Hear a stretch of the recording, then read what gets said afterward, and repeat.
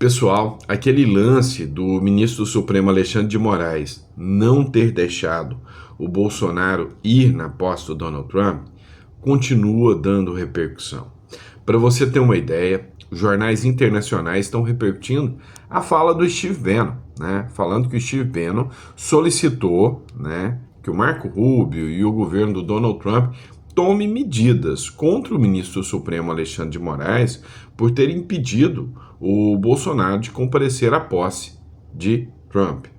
O Steve Bannon considerou isso como autoritarismo e censura, né?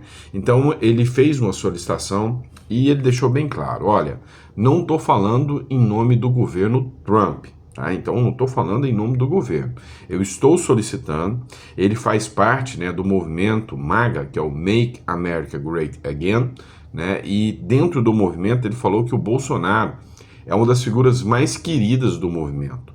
Então, não é justo, né? Ele tinha um evento também que aconteceria nos Estados Unidos, o Bolsonaro era convidado de honra do evento também, e mesmo assim o Bolsonaro não pôde comparecer. O que ele configura, o que ele categoriza aí, né, denunciou para o Donald Trump como um ato absolutamente ilegal do ministro do Supremo Tribunal Federal, Alexandre de Moraes.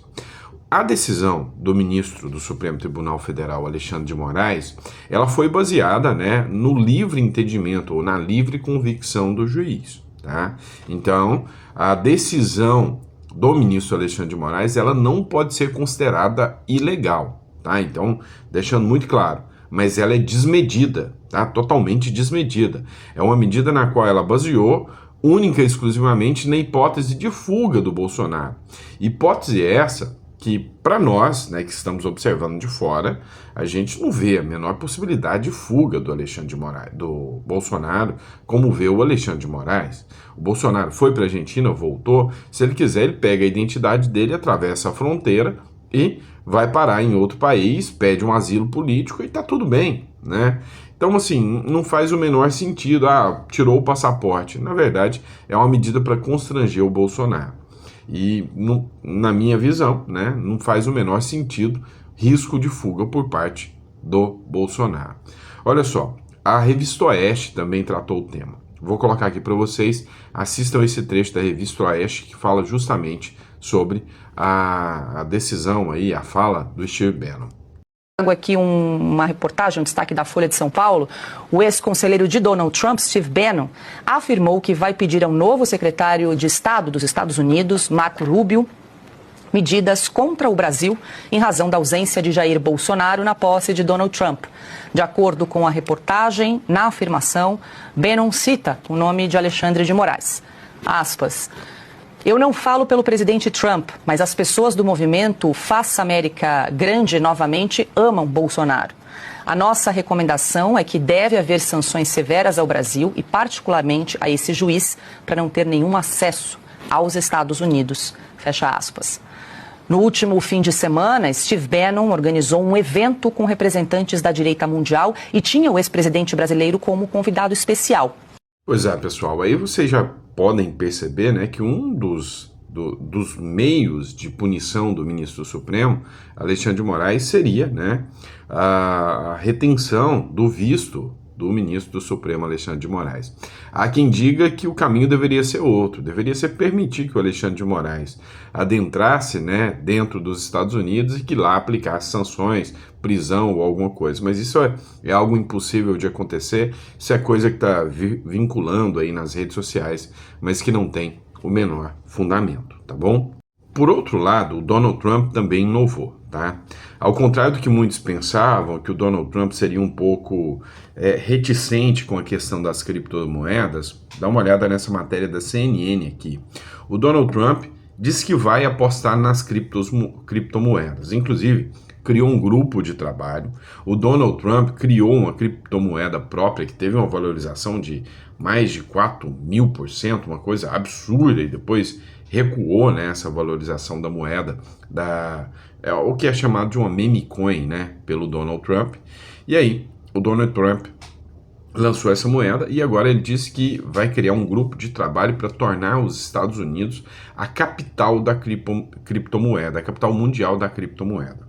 Hoje a aposta, né, de muitas pessoas é que vale a pena, né, investir em criptomoedas, vale a pena apostar em criptomoedas, que os Estados Unidos vai dar um boom aí nessas moedas. Há quem diga que a criptomoeda, inclusive a Bitcoin, pode chegar a valores exorbitantes, né? Hoje já está cotado em $104 mil, pode chegar a valores exorbitantes. Mas não foi só isso que o Donald Trump fez, né? Criptomoeda, para quem não interage com o assunto aí, é uma moeda digital. É mais ou menos o seguinte: criaram, falando a grosso modo aqui, tá? Criaram um supercomputador, um super sistema de segurança. E aí eles falaram, ó, vamos criar moedinhas virtuais, só para você entender, e cada moeda virtual tem um preço. Emitiram um tanto X dessas moedas. Quem tem, tem. Quem não tem, não compra mais. Entenderam? A não ser que alguém queira vender. Criaram um núcleo, né? Uma coisa limitada que não se pode criar mais daquela moeda, né? Ou seja, vamos dizer que as criptomoedas são códigos, né? Um monte de código. Quem tem um desses códigos tem. Quem não tem, não acessa mais. E é por isso que todas as pessoas ricas e milionárias querem comprar esses códigos para fugir dos governos, né? Porque os governos são autoritários. E é uma forma de proteger o dinheiro, né? E aí muitas pessoas compram. E aí, com o interesse, a coisa vai subindo de preço cada vez mais. Então, criptomoeda, mais ou menos é isso, né?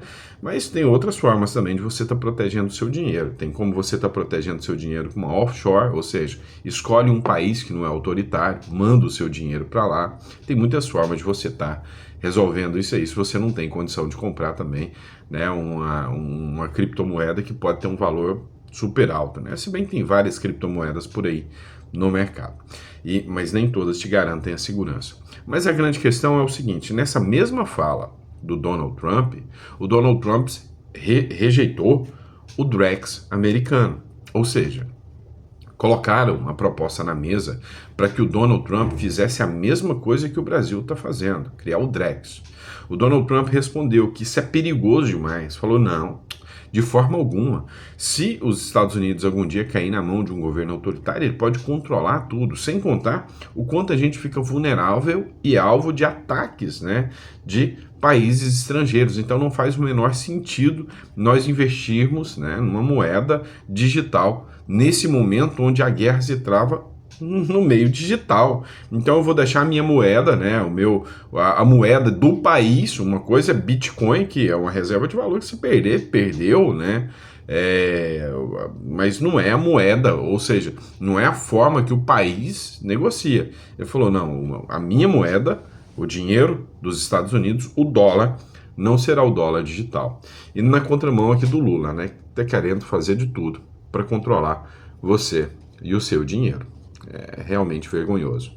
E já que a gente mencionou a invasão, o Carlos Bolsonaro fez uma postagem, né, dizendo que a conta do X, do seu pai, né, do antigo Twitter, foi invadida e roubada, né? Não se tem maiores informações, mas alguém conseguiu acesso à conta do Bolsonaro e conseguiu retirar a conta do Bolsonaro, mudou o nome e arrancou os milhões de seguidores que o Bolsonaro tem no X, né? Levou a conta.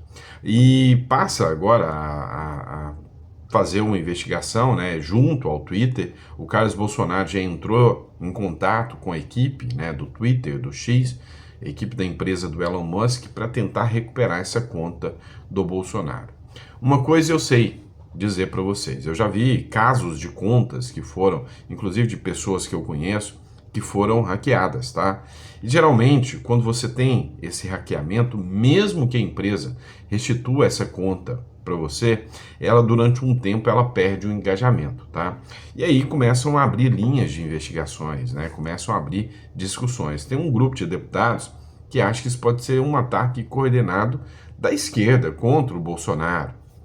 Já outros acham que pode ser um lobo solitário, algum hacker que quis invadir, talvez como aconteceu no caso lá da Janja, uma vez que a conta, o perfil dela também foi invadido, colocaram a Polícia Federal, fizeram um auê, correram num discurso falando que era extrema-direita, foi descobrir, era um cara de 14 ou 16 anos, era um adolescente que tinha invadido a conta da Janja para fazer graça, né? Então não se sabe o que aconteceu com essa conta do Bolsonaro.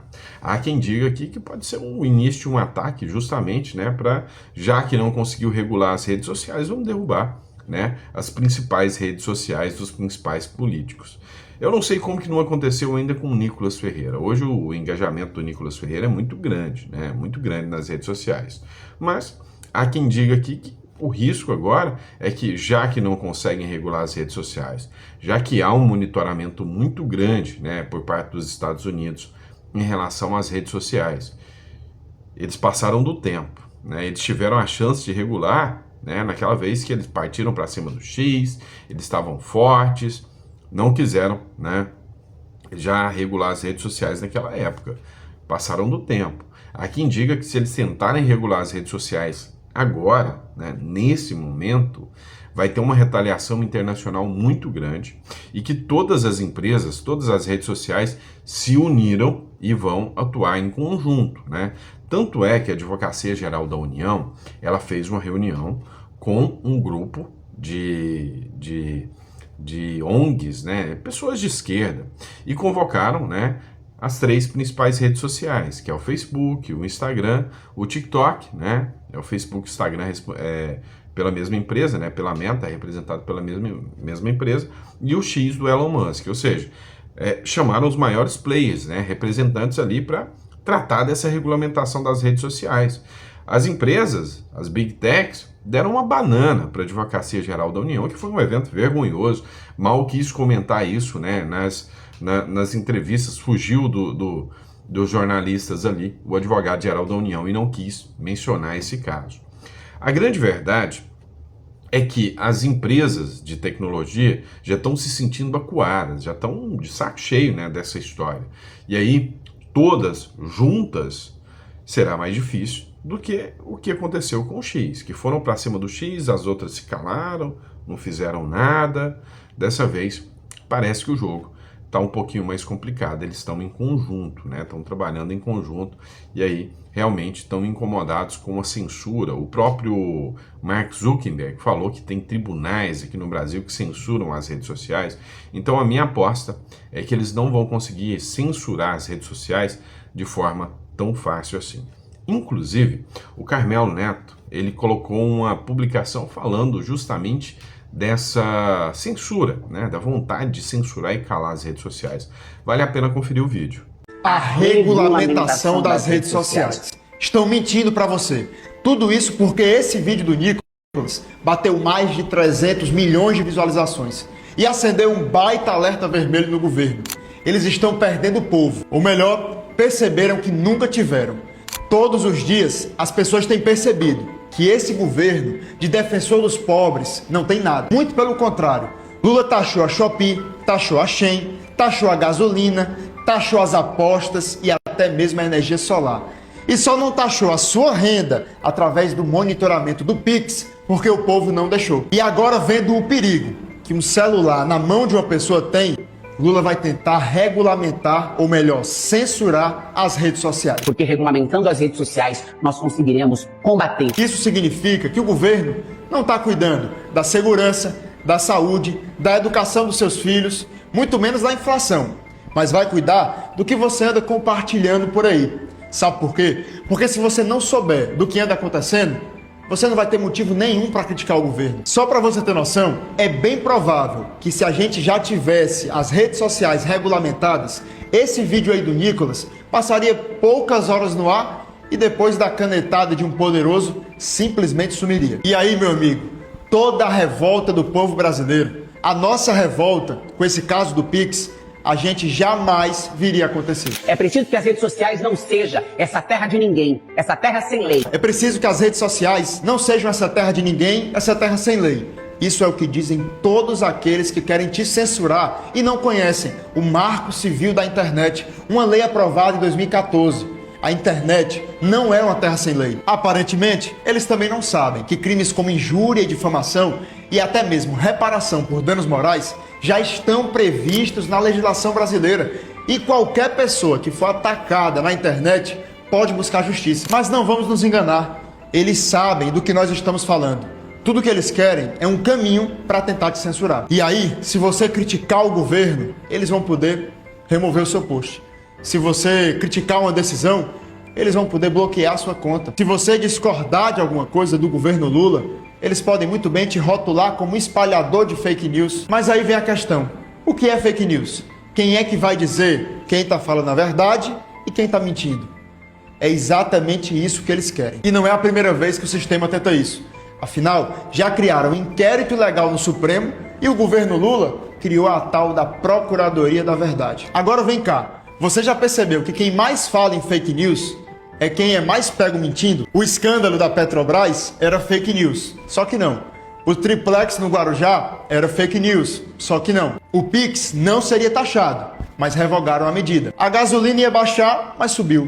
O dólar ia baixar, mas subiu. A picanha ia chegar, mas desapareceu. E agora essa mesma turma quer decidir o que é verdade e o que é mentira, será esse o triste fim da democracia brasileira? Pessoal, outro ponto que a gente tem que discutir também é uma entrevista que o Bolsonaro deu, onde ele deixou bem claro, né, o sistema, né, ou seja, foi uma espécie de desabafo, onde ele falou que a não possibilidade dele concorrer, né, às eleições é reconhecer que aqui está igual a Venezuela. Ele citou a Maria Corina Machado, ele citou, né, opositores que se tornaram inelegíveis. E ele fala aqui direto, né, sobre esse caso da inelegibilidade dele, citando que não há que se falar em crime, ele não cometeu crime, né, ele simplesmente questionou, fez o papel de oposição, fez o papel de questionar, né, algo que ele não concordava. E aí nesse vídeo aqui, ele expõe um pouco mais sobre o que, né, ele tem de visão para 2026, tá? Então vale a pena conferir também esse vídeo, né, postado pelo próprio Bolsonaro no perfil de uma entrevista que ele deu à CNN, tá? Eu vou colocar o vídeo aqui para vocês.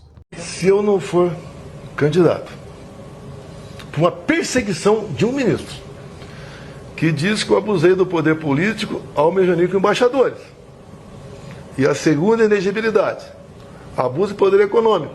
Quando acabou o 7 de setembro, deixei minha faixa lá no palanque e fui num carro de som, que era do Silas Malafaia, e falei para quase 1 milhão de pessoas. Não gastei um centavo naquilo. Não usei estrutura do 7 de setembro para falar com o povo que estava de fora.